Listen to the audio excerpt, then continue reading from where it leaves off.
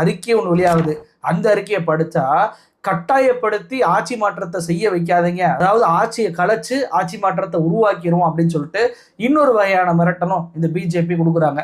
இப்படி முதலமைச்சர் ஸ்டாலின் பேசியது தப்பு அப்படின்னு சொல்லிட்டு இன்னைக்கு மிரட்டக்கூடிய இந்த பிஜேபிக்கு இவங்க கட்சியை சேர்ந்த பிஜேபி சிஎம்ஏ முதலமைச்சர் ஸ்டாலினுக்கு முன்னாடி இதே போன்று பேசியிருக்கிறாருங்க.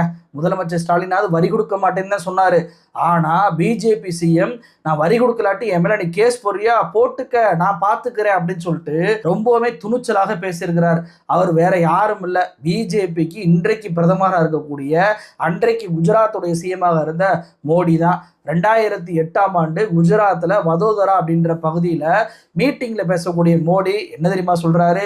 குஜராத் நாங்க 40,000 கோடியை ஒன்றிய அரசு கொடுத்துக்கிட்டு இருக்கோம், ஆனா எங்களுக்கு திரும்பவும் 2.5% தான் கொடுத்துக்கிட்டு இருக்கீங்க, நாங்க என்ன உங்கள்கிட்ட பிச்சையா எடுத்துக்கிட்டு இருக்கோம்,